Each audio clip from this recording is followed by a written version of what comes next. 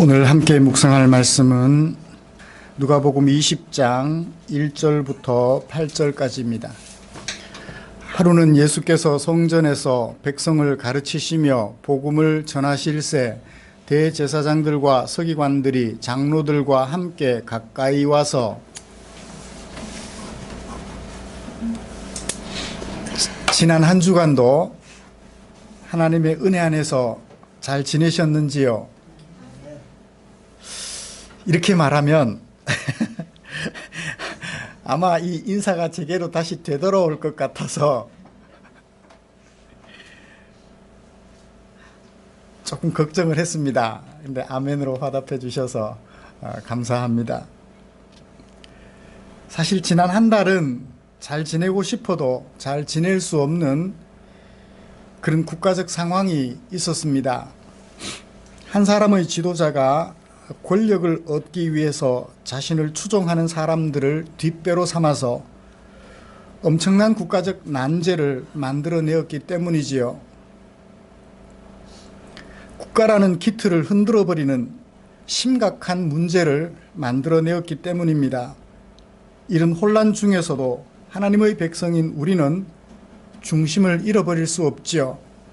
어디서 무엇을 바로잡아야 할지 하나님의 말씀 가운데서 잘 정리하여 다시는 이런 일이 생기지 않도록 우리가 잘 판단하고 행동해야 될 필요성을 절실히 느끼며 그 방향을 찾아가는 일에 우리가 소홀히 해서는 안 될 줄 압니다. 지난주에 우리는 감사절을 지키는 자가 되지 말고 감사의 삶을 사는 성도가 되어야 한다는 말씀을 나눴습니다.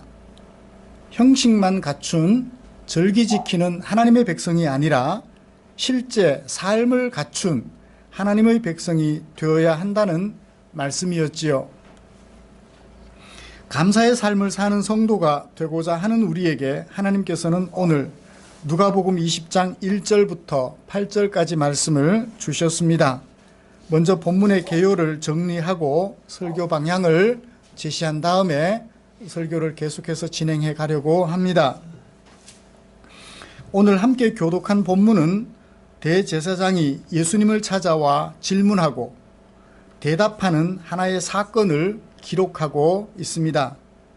질문으로 시작해서 예수님의 대답으로 끝이 나지요.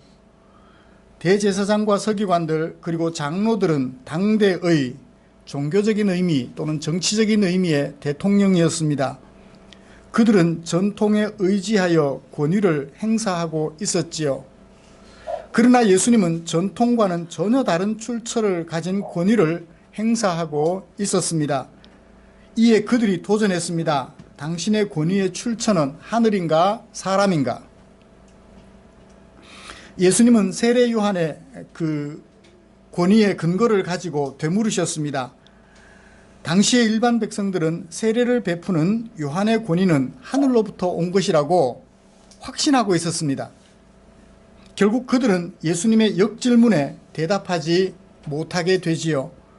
예수님은 대답을 미루는 그들에게 당신의 권위의 출처를 밝혀줄 수 없다고 말씀하십니다. 내가 너희들에게 말해줄 필요가 없다. 나도 말하지 않겠다. 라는 것으로 대화가 끝이 납니다. 예수님의 마지막 대답은 너희들이 이미 잘 알고 있다.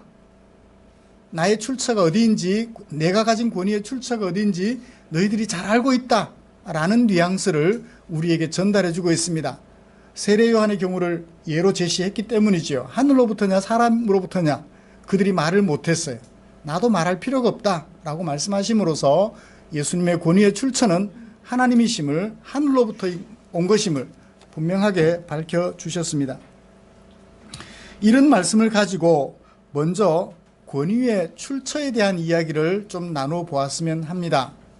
이 세상에는 권위가 참 많아요. 천상천하 유아독존 혼자의 권위도 있지만 갖가지 종류의 다양한 권위들이 참 많습니다. 이름을 많이 붙이죠. 선배라는 이름, 부모라는 이름, 형이라는 이름, 또는 언니라는 이름, 그 다음에 조상이라는 그런 권위, 그 다음에 집안의 어른이라는 권위, 연장자라는 권위, 우리 일반 사회 정치적으로 이미 정리된 권위의 출처들이 참 많이 있어서 그 권위의 출처에 대한 이야기를 좀 나눠볼 필요가 있을 것 같아요. 그리고 마지막으로 내가 가진 권위의 출처는 어디인지 우리 자신에게 적용하여 살피면서 하나님의 은혜를 나누려고 합니다. 이렇게 하나님의 말씀을 설교할 때 하나님의 크신 은혜가 저와 여러분 우리 모두에게 충만하시기를 간절히 소원합니다. 예수님의 공적 생애가 마무리되어 갈 즈음에 어느 날이었습니다. 예수님께서 성전에서 백성들을 가르치시며 하나님 나라 복음을 전하고 계셨지요. 그때 대제사장들과 서기관들이 장로들과 함께 예수님에게 가까이 다가왔다고 성경은 기록하고 있습니다. 여러분, 예수님을 찾아와서 질문한 이들은 어떤 사람들일까요? 대제사장과 서기관 그리고 장로들이라고 누가는 표현해 놓고 있습니다. 쉽게 그냥 설명드리죠. 간단하게 대제사장은 종교 분야의 대통령이었습니다. 그렇게 해서는 안 되는데 지도자라는 그 이름 때문에 노릇을 한 거죠. 짓을 한 것입니다. 철저하게 섬기는 백성들이 하나님 앞에 나아가서 바른 제사를 드릴 수 있도록 섬기는 자리에 서야 되는데 지도자적인 입장에 있다가 보니까 군림하는 자세를 취한 거죠. 그런 대제사장입니다. 서기관들은요, 대제사장들과 장로들과 함께 생활하면서 역사와 관련된 자료들을 정리하고 기록하며 보존하는 임무를 맡았던 사관들이라고 볼 수 있겠습니다. 장로들은요, 사회 집단에서 연장자, 원로 또는 지혜로운 자, 현자라고 얘기를 하죠. 그렇게 추대받았던 신분을 지칭하는 용어들입니다. 친족 공동체에서, 그러니까 가족 공동체에서 이제 점차 커집니다. 아브라함 때만 해도 가족 공동체였죠. 그러다가 한 400여 년쯤 지나면서 아브라함의 후손들이 거대한 민족을 이루게 됩니다. 그때는 가족 공동체를 넘어서 민족 공동체로 성장해 가게 되지요. 민족 공동체로 공동체의 규모가 커지면서 생겨난 제도가 장로라는 제도예요. 애굽에서 생활할 동안에는 그냥 가족 공동체였어요. 애굽 국민으로서 그렇게 살았죠. 그런데 애굽을 나와서 가나안 땅으로 들어가는 과정에 대략 학자들에 의하면 200만 정도의 백성들이었다고 합니다. 그들이 함께 생활을 하다 보니까 뭐가 생겨요? 문제가 생겨나요. 이웃 간의 다툼과 갈등들이 생겨나는 거죠. 그러니까 그 문제를 해결하기 위해서 50부장, 100부장, 1000부장 등 군사적 의미를 가지고 있기도 하지만 그렇게 장로 제도를 만들게 됩니다. 그래서 작은 문제는 그들 공동체 안에서 장로들을 중심으로 해결하게 하고 더 큰 문제일 경우에는 그 다음 단계의 장로들, 그래서 최종적으로 국가적인 장로 제도를 두어서 장로들을 통하여서 그 문제를 해결해 가기를 원했던 것이죠. 오늘날 비교하면 일종의 정치 사법기관의 역할을 했던 직분이 장로라는 것임을 알게 됩니다. 그러므로 대제사장이나 서기관이나 장로들은 당대의 모든 백성들의 지도자 계층에 해당하는 사람들이었다고 볼 수 있겠습니다. 백성들로부터 추앙을 받고 있고 신뢰를 받아야 될 그들, 지도자들이죠. 이들이 예수님에게 나와서 질문합니다. 무엇을 질문했나요? 2절을 보십시오. 대제사장들과 서기관들이 장로들과 함께 나와서 예수님에게 말을 합니다. 뭐라고 말을 하나요? 당신이 무슨 권위로 이런 일을 하는지, 그것에 대하여 또 이 권위를 준 이가 누군지, 그것에 대하여 당신은 우리에게 말하라 라고 다그치듯 질문합니다. 두 가지죠. 무슨 권위로 이런 일을 하며 네가 가진 그 권위의 출처는 어디냐, 누구냐 라고 질문을 하는 것입니다. 여러분, 왜 이런 질문을 했을까요?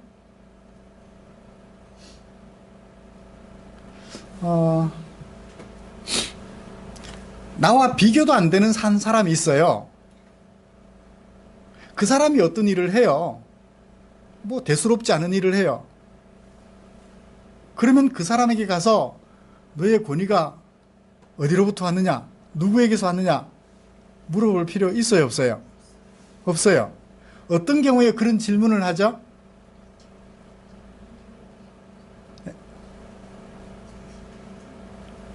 비슷하다고, 경쟁이 될 만하다고 느낄 때, 부부간에 권위 다툼이 생기면 나이 차이가 있는 부부들이 뭐라고 말을 해요? 흔히 하는 말 있잖아요. 한날 한시에 어른이 되어놓고서 뭐 높고 낮고 따지느냐고 그러죠. 그렇죠? 한날 한시에 어른 됐잖아요. 나이는 한두 살 적을지라도. 그렇죠? 그러니까 비슷할 때 자꾸 경쟁을 해요. 네가 높으냐 내가 높으냐.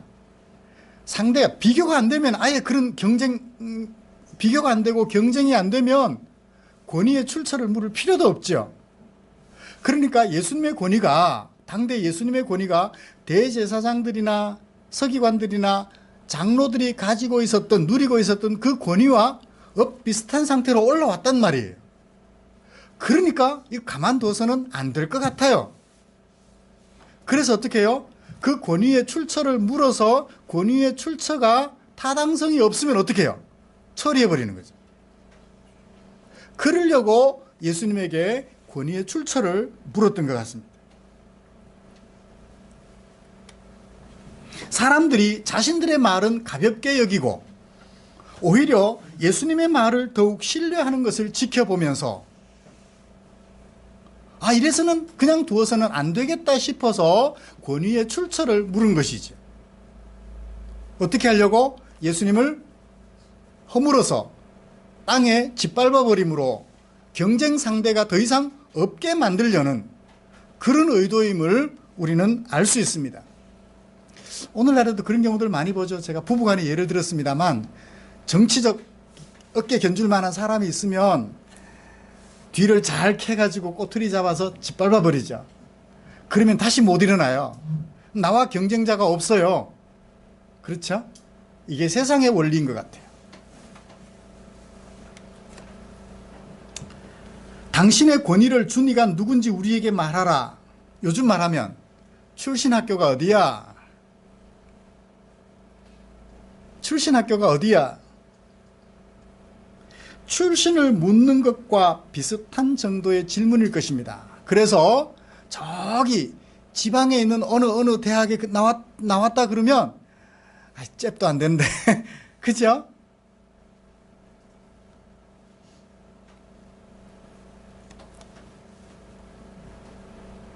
대제사장들과 서기관들과 장로들의 질문은 그러면 어떤 의미가 있을까요? 권위의 출처를 묻는 이들의 질문은 권위의 근본에 대한 것입니다. 세상의 모든 권위는 그 출처가 있게 마련입니다.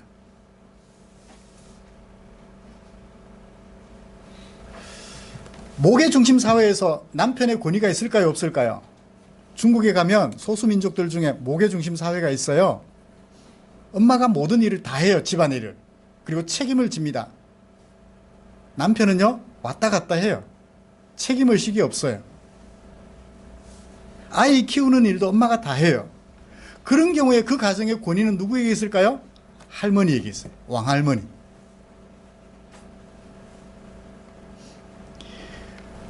우리는 남성 중심의 가부장적 가족 제도에서 살아가고 있기 때문에 결혼하는 순간 어느새 집안의 가장은 누구로 생각하나요?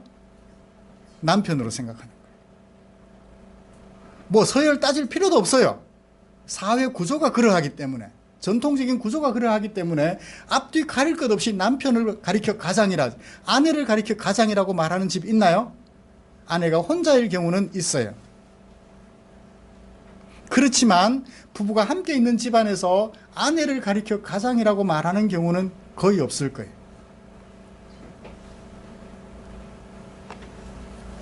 사회 구조가 그렇게 서열을 만들어서 권위를 부여하는 것이죠.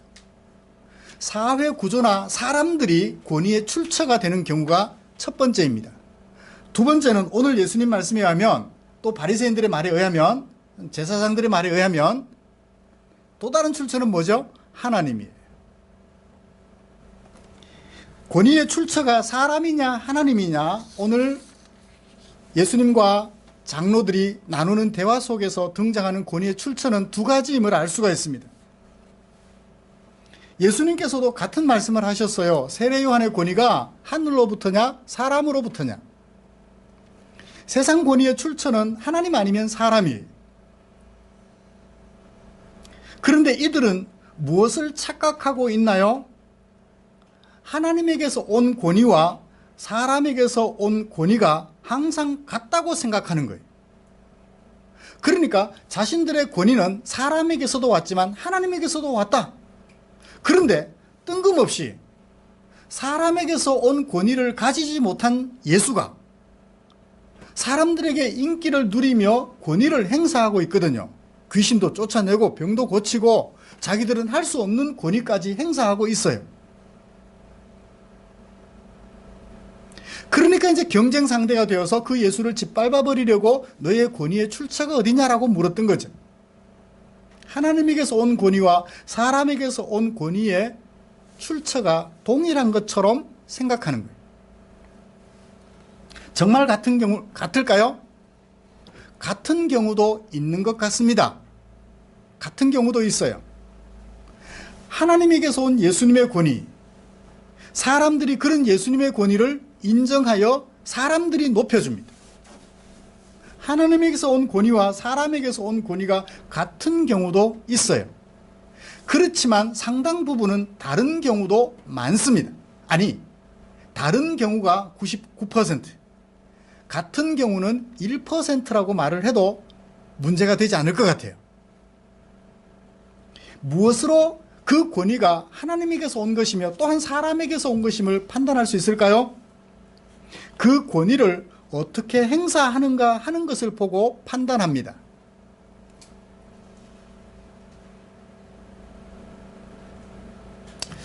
저도 대학을 졸업하면서 자격증을 하나 받았어요.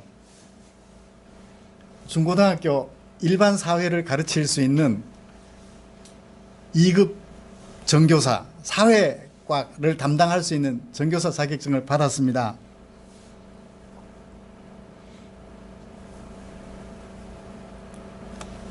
교육부가 주는 자격증이에요.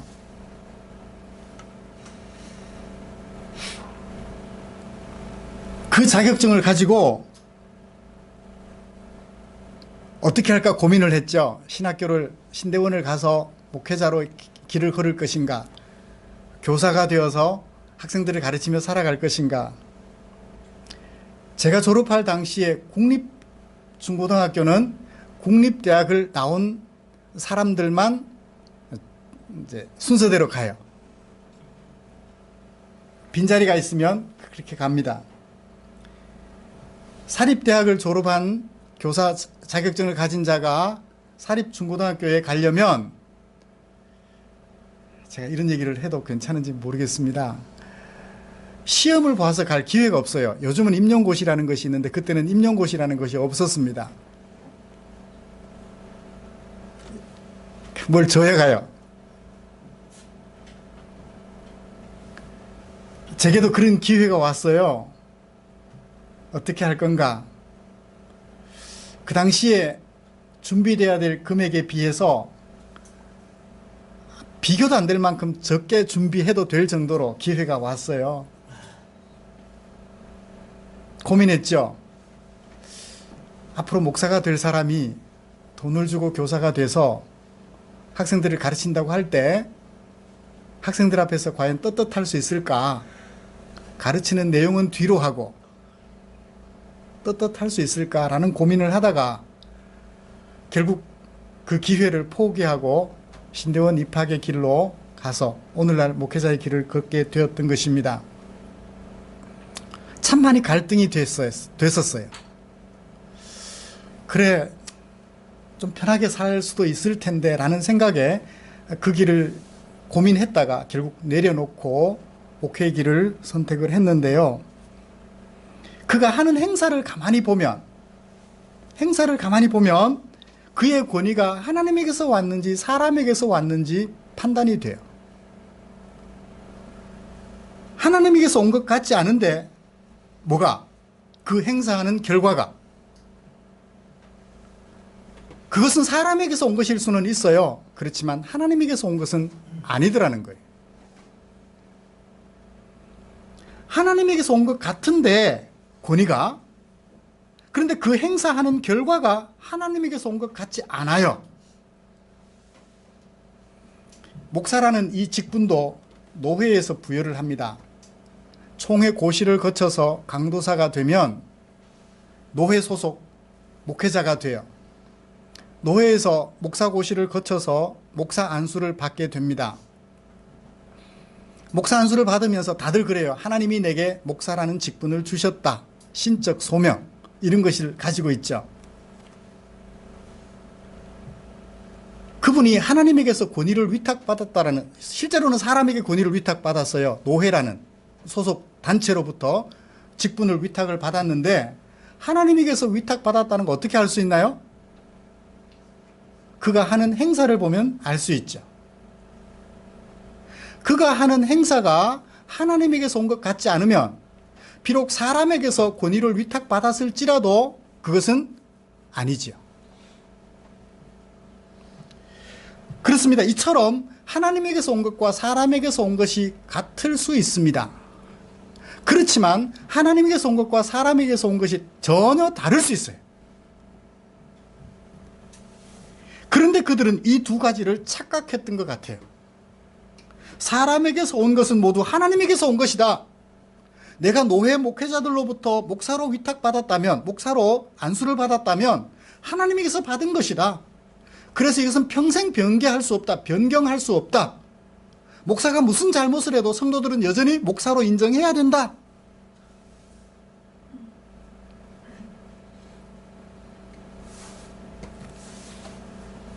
그런 생각들을 이 사람들이 가지고 있었던 거죠. 자신은 대제사장들입니다. 그냥 되지 않아요. 율법에 따라서 혈통을 가지고 레위 지파 후손들만 제사장이 될 수 있거든요. 자신들의 권위 출처가 불분명합니다. 혈통이 그것을 증명하고 있고 율법이 그것을 지지하고 있는 것은 사실입니다. 그렇지만 하나님께서 그들을 지지해주고 계시지 않는다는 것이죠. 오늘날 우리는 이런 사람들을 가리켜 권위주의자라고 얘기를 합니다. 권위주의. 전통에 따라 나이가 많으니까 권위를 가진다고요? 학벌이 좋으니까 권위를 가진다고요? 문벌이 좋으니까 권위를 가진다고요? 장자니까 권위를 가진다고요? 국민들이 선거로 뽑았으니까 권위를 가진다고요? 그의 권위 행사하는 결과가 그 권위를 허락하신 하나님의 뜻과 배치가 된다면 그것은 사람들에게서 난 것으로 사기의 권위가 될 수 있다는 것입니다. 그런 것을 권위주의라고 말을 해요. 자신의 권위 행사하는 결과는 상관없이 어느 문벌이냐, 국민들의 선거로 뽑혔느냐, 어느 학벌을 가졌느냐, 어느 자격증을 가졌느냐, 그것만 가지고 주장한다면 우리는 그런 사람들을 가리켜 권위주의라고 말을 해요. 이즘이라고 얘기를 하죠. 영어에는 어떤 단어 뒤에 ism, 이즘을 붙여서 그것에 대하여 심각하게 빠져버린 사람들, 그런 얘기를 하는 것입니다. 그게 이데올로기가 되어버린 거죠. 사회 집단에 있어서 사상이나 행동, 생활 또는 방법을 근본적으로 제약하고 있는 관념, 신조의 체계, 역사적 사회적 입장을 반영하는 사상, 그걸 이데올로기라고 말을 하는데요. 권위가 이데올로기가 되어버린 거예요. 그 권위에는 누구도 도전 못해요. 권위 행사의 결과는 뒤로 해버리고 그 권위의 출처만 사람에게서 왔다는 것이 분명하면, 혈통이나 뭐 선거나 기타 여러 가지 것들을 통해서 분명하면 누구도 그걸 건드릴 수 없다는 거예요.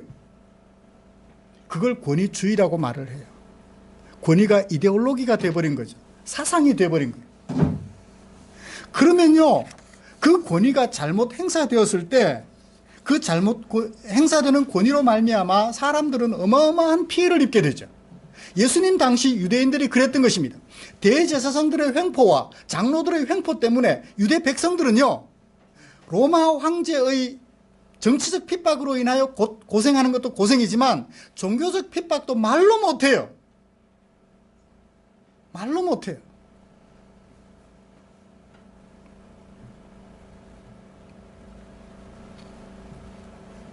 어느 것 하나 제대로 해주는 것 없으면서 11조라는 세금 형태로 강탈만 해가요. 안 내면 종교적 의무를 감당하지 못한다 하여 백성 취급도 안 해줍니다.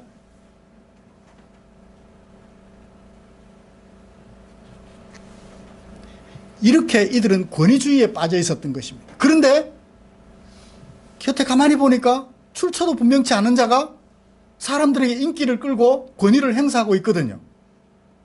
그러니 어떻게 해요? 너 어디 출신이야? 출신을 물어서 여의치 않으면 찍어 없애버리겠다는 거예요. 뒤를 잘 캐가지고 잘 밟아서 문제를 제기해서 없애버리겠다는 것입니다. 결과적으로 그들이 성공했죠. 예수님을 십자가에 못 박아 죽여 없애버렸으니까요. 사랑하는 성도 여러분, 오늘날 우리 사회에는 이런 권위주의가 팽배한 것 같아요. 남편이 말을 하면 좀 들어. 남편이 말하면 들어야 돼요? 문제 없으면 들어야죠. 근데 문제가 있으면요, 들으면 안 되죠. 집안이 망하는데. 형이 말하면 좀 들어. 아니요, 동생이 봤을 때 형이 문제가 있어요. 형 말을 따르면 안 돼. 그럴 경우는 어떻게 해야 돼요? 형한테 저 터지더라도 형 그러면 안 돼 라고 말을 할 수 있어야죠. 오늘날 너도 나도 이런 권위주의에 빠져 있어요. 누구도 나를 터치하지 말라는 거예요. 내가 정당한 권위를 부여받았으니까. 내가 장자니까 장자의 권위를 터치하지 말라는 거예요. 여러분들은 혹시 그런 권위주의에 빠져 있지 않나요? 누구처럼? 바리새인들이나 서기관들이나 장로들처럼요. 저도 자신을 돌아봅니다. 저도 집안의 장자거든요. 장남의 권위, 은연중에 아버지가 인정해 주시는 것 같고 은연중에 동생들이 인정해 주는 것 같아서, 누님들도 은연중에 네가 맞으니까 인정해 주시는 것 같아서 은근히 어깨도 올라가요. 근데요, 거기에 빠져버리면, 권위주의가 되면 너나 할 것 없이, 제가 구남매인데요, 아마 8비 저를 다 몰아서 아주 못된 오빠로, 못된 동생으로, 못된 형으로 인정이 될 것 같아요.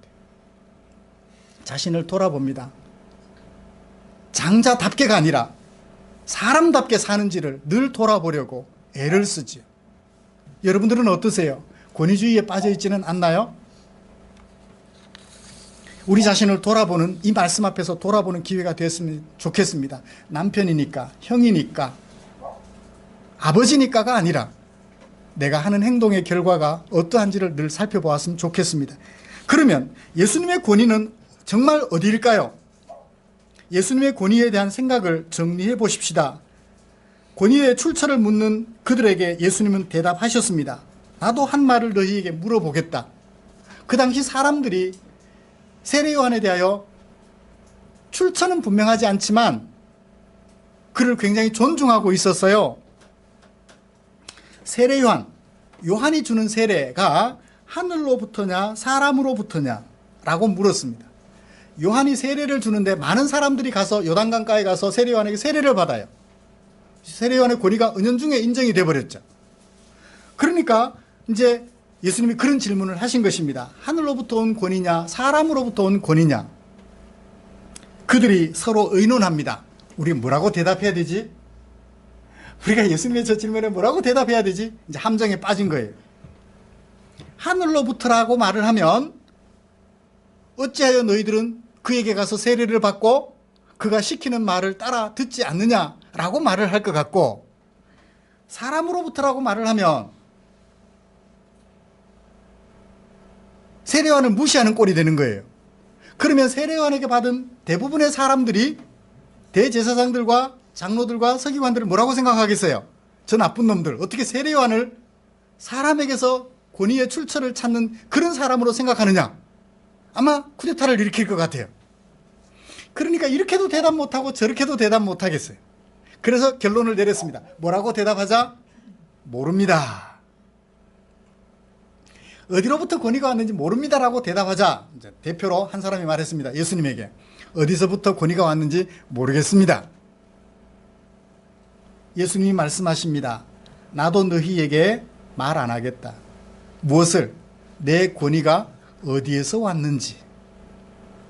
예수님의 이 대답에서는 어떤 뉘앙스가 느껴지나요? 세례 요한처럼 하나님으로부터 내 권위가 왔다라고 말씀하시는 뉘앙스가 느껴집니다. 예수님의 대답이 가지는 의미는 분명합니다. 권위의 출처를 판가름하는 것은 눈으로 확인하는 것이 불가능하다는 거예요.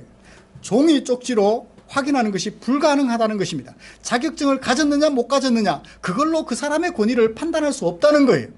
선거에 의하여 그 사람이 뽑혔다 안 뽑혔다 판단할 수 없다는 거예요. 선거에 의하여 뽑혔을지라도 그의 권위 행사의 결과가 여의치 못하면 그 권위는 사람에게서 온 것일 뿐 하나님에게서 온 것이 아니라는 거예요.